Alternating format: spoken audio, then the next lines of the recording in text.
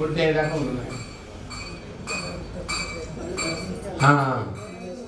కాబట్టి మణిని కోసేశాడు. అశ్వత్థామకు జన్మత ఒక మణి ఉంది, ఆ మణిని కోసేశాడు. మణిని కోసేస్తే ఆయన కాంతి ఎంత పోయింది, అయినా పగ మాత్రం పోలేదు. అప్పుడు ఆ పిల్లవాడిని లోపల ఉత్తరా గర్భంలో, అభిమన్యుని యొక్క భార్య ఉత్తర, ఆ ఉత్తర యొక్క గర్భంలో ఒక పిల్లవాడు ఉన్నాడు. ఆ పిల్లవాడిని సంహరించడం కోసం బ్రహ్మాస్త్రాన్ని ప్రయోగించాడు. అప్పుడు ద్రౌపది, అలాగే కుంతి, అలాగే విరాటుని యొక్క పుత్రిక ఆమె ఉత్తర, ఆ ముగ్గురు ఏడవడం ప్రారంభించారు. అప్పుడు భగవానుడు ఆ ఉత్తర యొక్క గర్భంలోకి వెళ్ళి శంఖచక్ర గదాధారుడై చక్రాన్ని ధరించి ఆ గర్భం చుట్టూ తిరుగుతూ దాన్ని రక్షించాడు భగవానుడు. అలా భగవంతుడి యొక్క రక్షణ చేత పుట్టాడు కాబట్టి పరీక్షిత్తు అయ్యాడు. అన్ని వైపులా పరమాత్మను చూస్తున్నాడు. పరమాత్మ తిరుగుతూ ఉంటే, అలా తిరుగుతూ ఉంటే పరమాత్మను చూస్తున్నాడు కాబట్టి పరీక్షిత్తు అయ్యాడు. అంతటా చూసేవాడు పరీక్షిత్తు. ఆ పరీక్షిత్తు ఒక యోగ్యుడు. ఆ యోగ్యుడైనటువంటి పరీక్షిత్తు ఎవరు పట్టాభిషేకాన్ని పొందిన తర్వాత అతడు రాజ్యాన్ని పొంది ఒకటి అనుకున్నాడు. పాండవులంతా కూడా స్వర్గారోహణం చేరుకున్నారు, నేను ఈ రాజ్యంలో కలి రాకుండా చేస్తాను అని ప్రయత్నం చేశాడు. కలి కనిపించింది. ఒక చోట ఆవును పాలు తాగుతుంది ఒక దూడ. ఆ దూడకు 4 కాళ్ళు కోసేశాడు. ఆ 4వ కాలు కూడా కోయబోతున్నప్పుడు అది గట్టిగా అంబా అని అరిచింది. వెంటనే పరీక్షణ్ మహారాజ్ అక్కడికి వచ్చి, ఎవరు నీ కాళ్లను పాడు చేశాడు, అమ్మ నీ బిడ్డకు ఎవరు కాళ్ళు చేశారంటే, అదిగో అక్కడ చూడండి కలి, ఈ కలి నన్ను బాధ పెట్టాడు అని ఆ గోవు చెప్పింది. చెప్పగానే వాడిని పట్టుకొని, ఒరే ఏమిట్రా రాజులాగా కనపడుతున్నావు, నీ దూడను ఇలా పాడు చేస్తావా అంటే, బాబు క్షమించండి, నాకు ఎక్కడా చోటు లేదు, నువ్వు ఈ దేశంలోనే ఉండకూడదు అని అన్నాడు. పరీక్షణ్ మహారాజ్ శాసించాడు. నువ్వెవరు అంటే నేను కలిని అన్నాడు. నీకెవరు మిత్రులు అంటే అధర్మ దేవత నాకు మిత్రుడు అన్నాడు.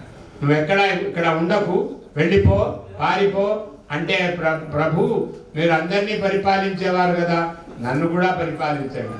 ఎక్కడ ఉంటావు నువ్వు, చోట్లు చెప్పుకో. ఆ చోట్లు నేను చెప్పగలను, మీరే నాకు చోట్లు ఇవ్వండి అని అంటే, ఎక్కడ జూదమాడుతూ ఉంటారో అక్కడ కలి ఉండుగాక, ఎక్కడ మద్యపానం సేవిస్తూ ఉంటారో అక్కడ కలి ఉండుగాక, ఎక్కడ వ్యభిచారిణులైన స్త్రీలు ఉంటారో అక్కడ కలి ఉండుగాక, ఎక్కడ హింస జరుగుతుందో అక్కడ కలి ఉండుగాక అని 4 చోట్లు చూపించాడు. బాబాబు ఇంకొక చోటు చూపించండి అన్నాడు కలి.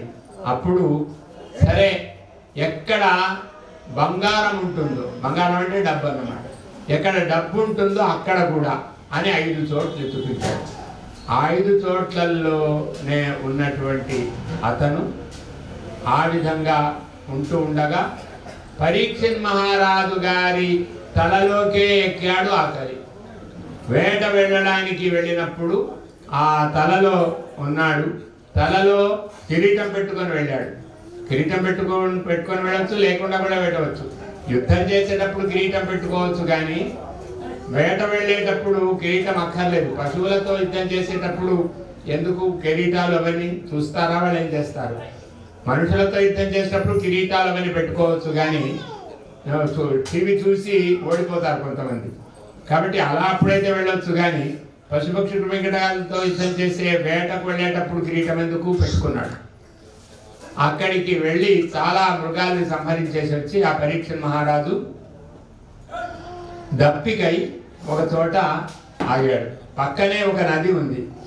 ఆ నది చాలా చక్కగా ప్రవహిస్తూ ఉండే నదే, కానీ దాన్ని చూడకుండా ఒక ఆశ్రమానికి వెళ్ళాడు. అక్కడ శమీకుడు అనేటువంటి పేరు కలిగిన ఋషి ఉన్నాడు. ఆ ఋషి యొక్క ఆశ్రమంలోకి వెళ్ళాడు.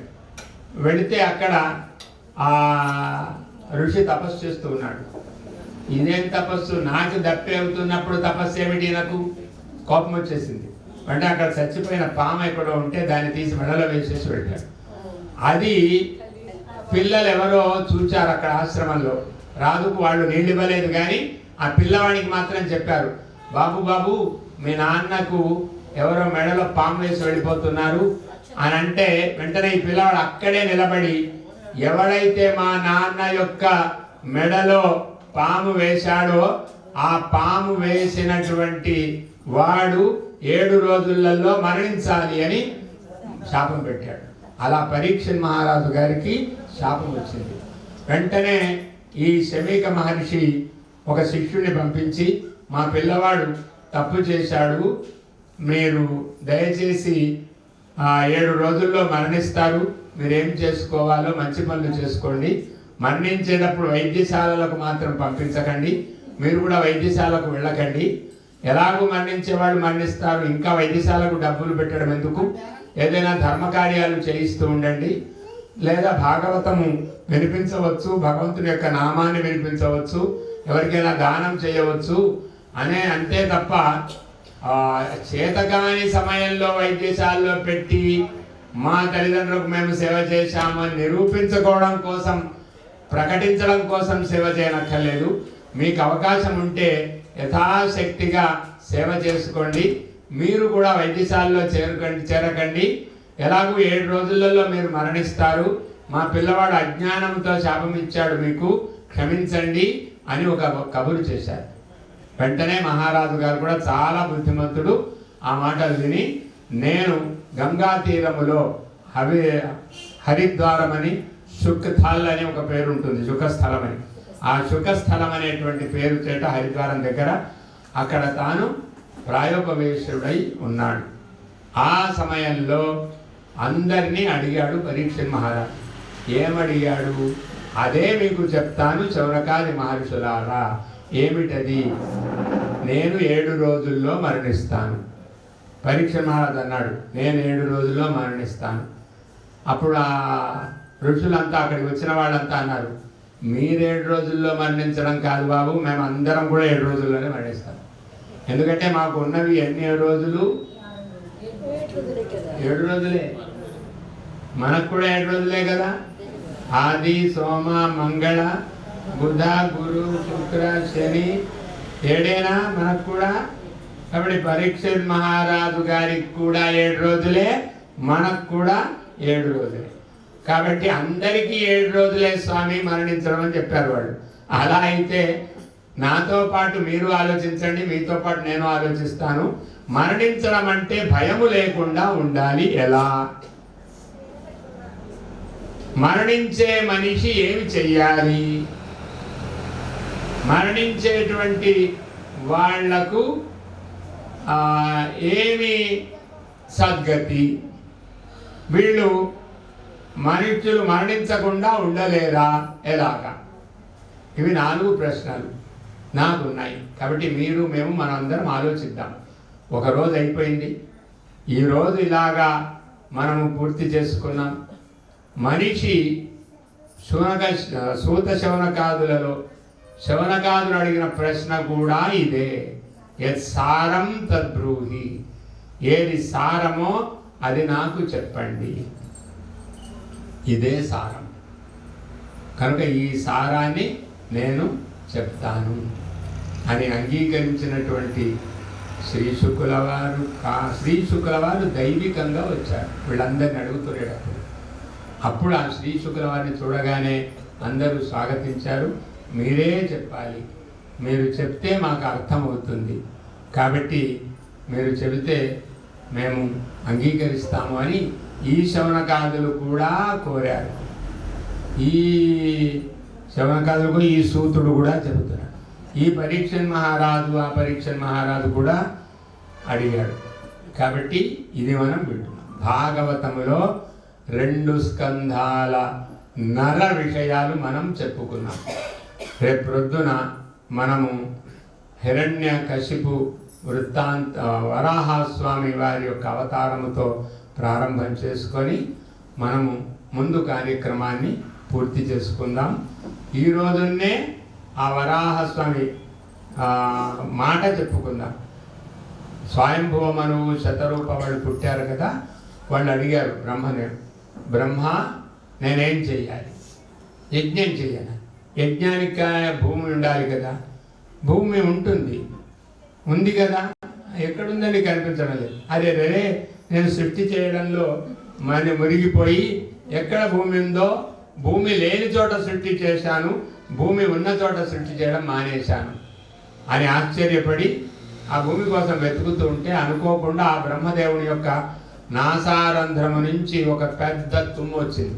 ఆ తుమ్ములో ఒక చిన్న వరాహ రూపంగా ఉండే స్వామి ఆవిర్భవించాడు. జై బోలో వరాహస్వామి భగవానికి, శ్రీ వరాహస్వామి భగవానికి. ఈ కాలంలో వారాహి శక్తి అని అందరూ కూడా వారాహిని ప్రారంభిస్తున్నారు. వరాహ శక్తి స్వరూపిణి శ్రీ వారాహి మాతాకి. ఆ విధంగా వరాహస్వామి వారు అవతరించారు. హిరణ్యాక్షుడనే పేరు కలిగినటువంటి రాక్షసుని సంహరించి అతడు అపహరించినటువంటి భూమిని మళ్ళీ తీసుకొచ్చాడు. కాబట్టి మనమంతా కూడా ఆ అపహరించి ఉద్ధరించబడిన ఏ భూమి అయితే ఉందో ఆ భూమిలో మనమంతా హాయిగా ఉండగలుగుతున్నాం. కాబట్టి మనందరికీ కూడా భగవంతుడు అనుగ్రహాన్ని ఇవ్వాలని కోరుతూ, రేపు ఈ కథ కూడా సంగ్రహంగా అయిపోయినట్టే కాబట్టి ఇంకా కపిల దేవహూతి విషయముతో కపిల జన్మ నుంచి రేపు మనం తెలుసుకుందాం. పునర్మిలామః. నమస్కారः. హరి ఓం. నీరాజనుడు వాసుదేవ. హరి ఓం. బుద్ధిం యానః ప్రచోదయాత్ ఆద్యాం విద్యాం చ ధీమహి. బుద్ధిం యానః ప్రచోదయాత్ సర్వచై యో దేవః సవితా స్మహే. యో దేవః సవితా అస్మాకం తద్వరేణ్యముపాస్మహే. యో దేవః సవితా అస్మాకం ధియో ధర్మాదిగోచరాః ప్రేరయేత్. తస్య యద్భర్గః